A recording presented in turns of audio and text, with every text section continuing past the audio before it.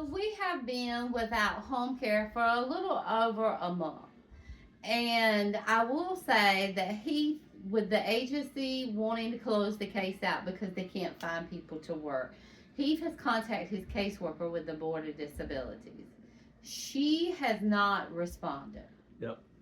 And I messaged her, and I know she's seen the messages because you get a little check mark when somebody views your message. So she's yet to get back to me about. And what I'm waiting for her from her is a list of Agency. agencies that are approved to do my type of care. And even in that list of those, a lot of those agencies don't provide the level of care that I actually need. So you had to go through a huge list of potential agencies, and out of those, you might have a handful that actually provide the type of care that you need. It's very hard and frustrating because even if you find an agency, are the people that they're going to place in your home, are they competent to do the job? Do they care? Do they have good work ethic?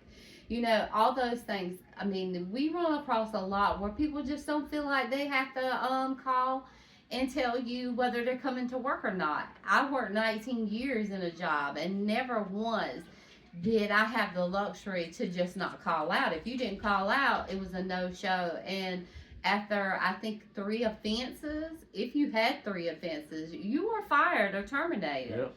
And so I don't understand how people feel like if you know you're going to be out for 3 days or there's a possibility, just go ahead and say it.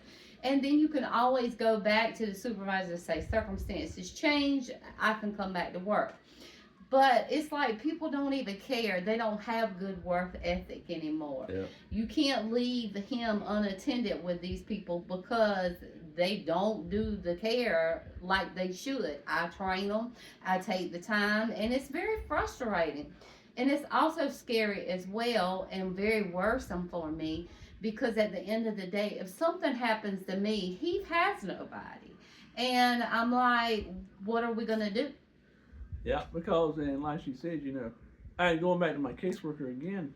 The companies that she even told us some months ago when she came for a visit that the companies that are out there, a lot of them can't find workers. And a matter of fact, they had 10 companies that actually closed their doors because they couldn't get employees to work. So and she was saying, well, you have to take what you can get.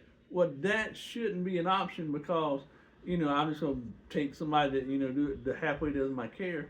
And what about for those people out there that don't have somebody looking out for them, and all they've got Can't speak.